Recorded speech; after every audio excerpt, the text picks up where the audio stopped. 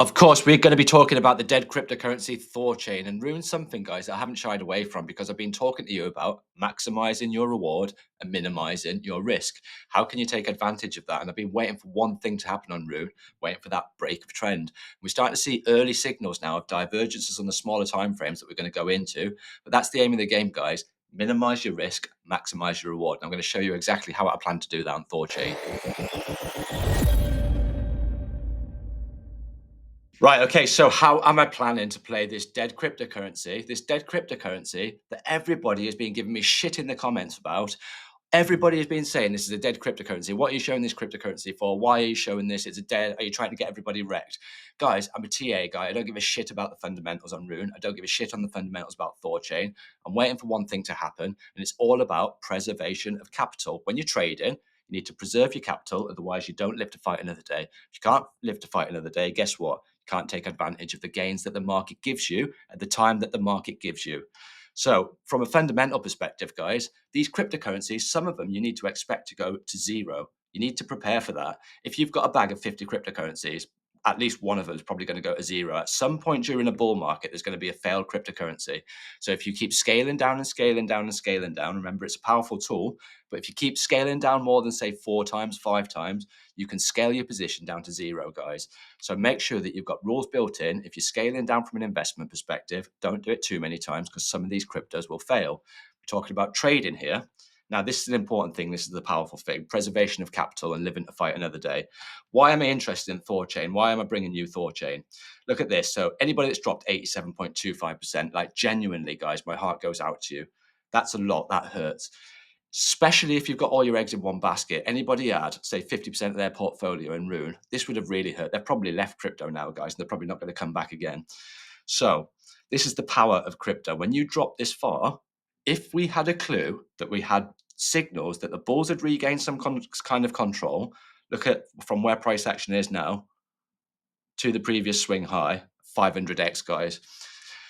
Not a 500x, a 5x, 500x would be nice, wouldn't it? 500%.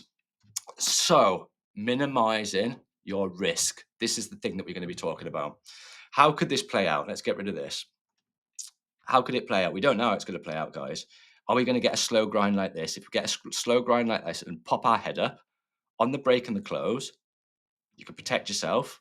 Then you can look for the previous swing high, protect yourself below the previous swing low. And this is what I'm saying about preservation of capital. This is the main thing that you should be interested in, not this, this. So protecting this is going to give you a greater chance of being able to take this. Because guess what, guys? If this is a lot further down and you're risking a lot more, that's eating away at your capital, eating away at your capital. Every time that you're wrong, that's putting you in a bigger loss and putting you in a bigger loss. So if you had $1,000 or $100, say, and you're losing 3%, that's $97, guys. You take the next trade, that drops 20%. You get it 20% cheaper. You're being stopped out 3%. Guess what? That is a better position than what you were in the first place. So use it to your advantage. Now, does it mean it's going to play out like this? It doesn't. Might not play out like that, guys. It could play out something like this.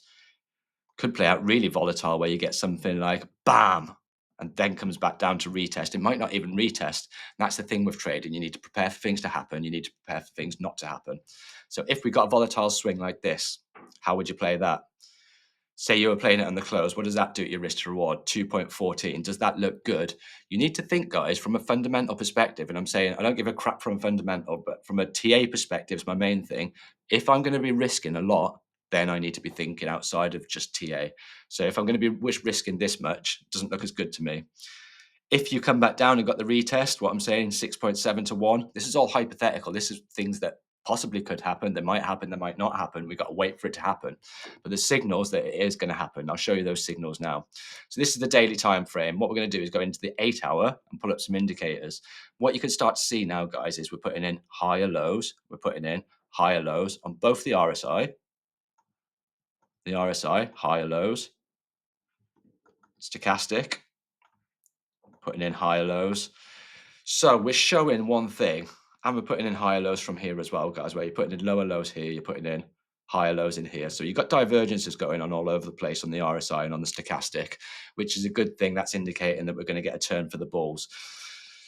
Right, okay, so How am I playing it? You know exactly how I'm playing it, guys. I'm waiting for the break. Am I an idiot for doing it? I might be an idiot, guys. I'm just showing you from a risk to reward perspective how you can minimize your reward risk and then maximize your reward. So it is an educational video, something that I'm looking to take and something that I'm going to be following, and I'll keep you updated on this trade, guys. If you did enjoy this video, don't forget, subscribe to the channel, and I'll see you in the next one.